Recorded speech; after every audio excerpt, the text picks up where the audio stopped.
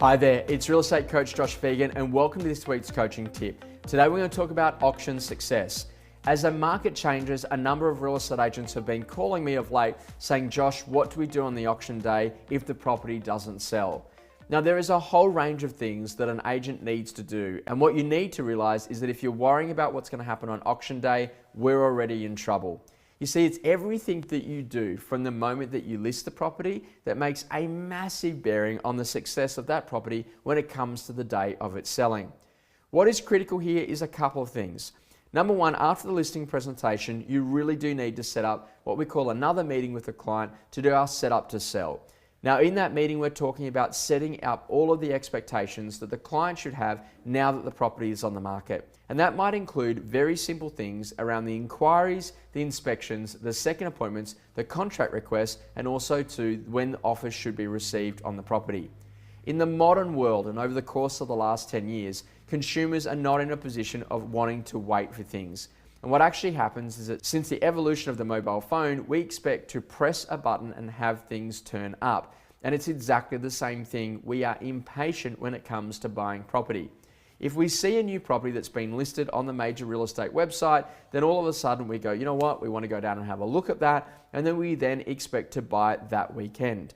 Most consumers do not want to wait 3 or 4 weeks to actually get to auction day to then try to go and buy the property. Now, what's critically important is to think that there are a number of consumers that are much more ready to buy a property than anyone else.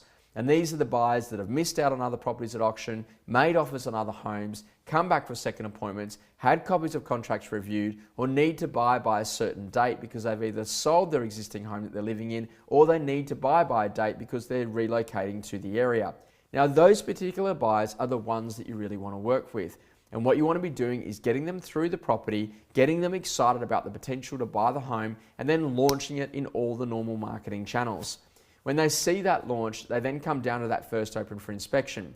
They see all of the other buyers there, they feel that perceived competition, and they may then make an offer at that particular point in time. What you then want to be thinking is now what do you do to maintain the heat in the deal? Now it's critically important that you discuss with your owners about the importance of early offers. Because if there is an early offer, not only will that change potentially your quoting and what you legally are allowed to do there, it's also critically important about what it's going to do to the entire campaign if that particular buyer then vanishes if you make the decision not to proceed with that offer.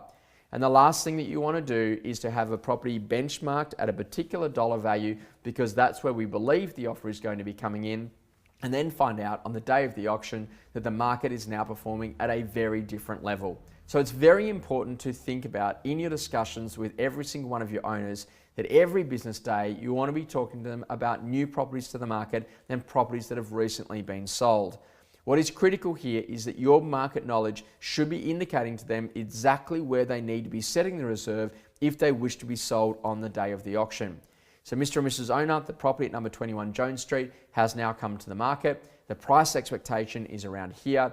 What that now means is that if a buyer is going to be walking through your home and walking through the subject property, then they're now going to be in a position that they're going to be looking at the other home and saying, why don't we buy that? Because it looks like it's much better value for the money.